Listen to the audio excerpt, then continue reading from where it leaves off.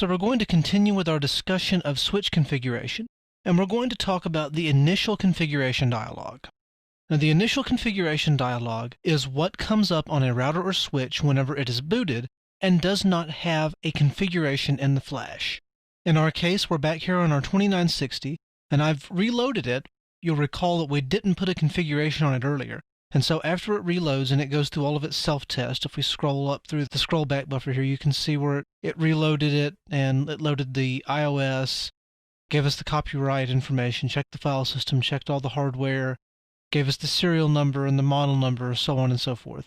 And it finally comes down to this: would you like to enter the initial configuration dialog? We're just going to step through this dialog, and you'll see some of the items that you can configure here with this dialog. If you hit no, then it just exits directly to the user exec prompt. And we've already seen that a little bit.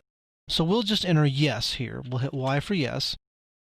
And you'll notice that we still have the question mark available to us, and we can also see what the default value is because it's in brackets. So first it prompts us for basic management setup.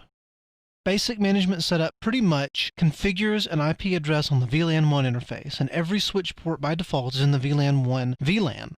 And so that means if this switch is connected to your network on any of its physical ports, then you should be able to get to this guy using this IP address, assuming you can actually route to that address. So yes, we're going to go through basic management setup. The first thing we want to do is configure the global parameters. In this case, we want to enter a host name. It defaults to switch because that's its default name. In this case, we'll name it C2960_lab. And hit enter. It now asks for the enable secret. You'll recall when we talked about the command line interface in the previous videos, when we went into enable mode, we typed EN for enable and hit enter, that it just went directly into enable mode, and that is because we did not have an enable secret set. It's always a good idea to set an enable secret. Otherwise, anyone that guesses a username and password for your switch will have full configuration access into your switch. That enable secret is just one more level of security. In this case, we'll make the enable secret enable. You'll notice that it does echo it out to the screen so that you can actually see what you're entering. So our enable secret is enable. And it also prompts you for the enable password. The real difference between the enable secret and the enable password is that some of the older iOS images use the enable password. Essentially, it's just a different method of encrypting the password. The enable password uses a reversible encryption. The enable secret does not. In this case, we'll make the enable password and the enable secret the same thing. That's always a good idea just from a sanity standpoint. So we'll do enable for that guy as well. And actually in this version it makes you specify a different enable password, so we'll do enable 1. Next we're prompted for the virtual terminal password. The VTY password is the telnet password or the SSH password. This is a password that's required before you can even get user exec privileges on the switch. Again, it's always a good idea to set this, and in fact if you don't set a VTY password, you cannot actually telnet into the switch. It just tells you quite literally when you connect, telnet password required but none set. In this case, we'll make our terminal password the word password, super secret.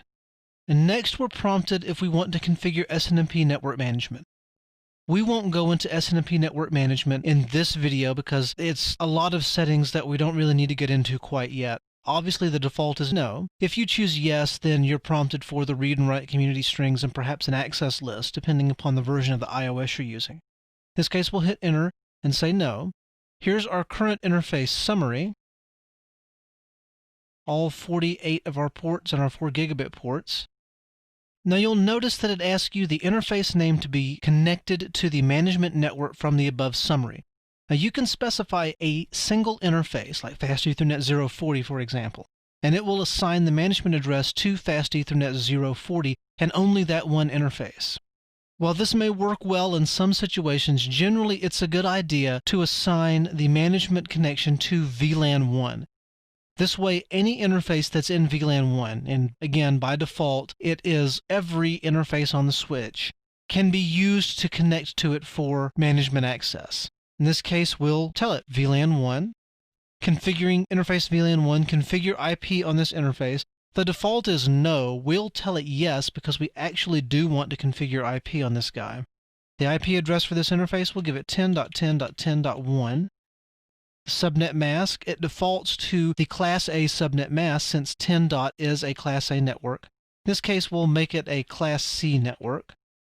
And again, we're asked if we want to enable as a cluster command switch. And again, cluster commands are actually a little outside the scope of the CCENT, so we're just going to say no at this point.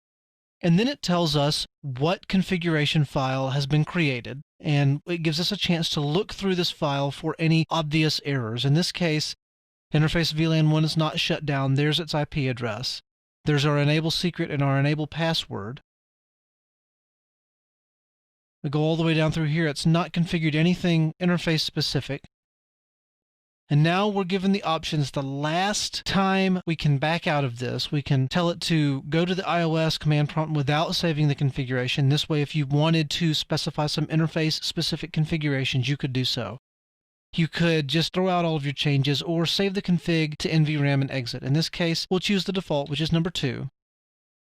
Builds the configuration, and dumps us right out to user exec. Now, if we enable, and our enable password is enable, and we do a directory on the flash, we can actually see that our configuration is there. There's our config.txt.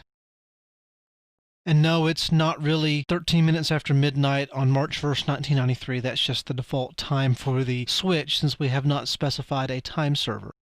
But that covers the initial configuration dialog, and that brings us to the end of this video.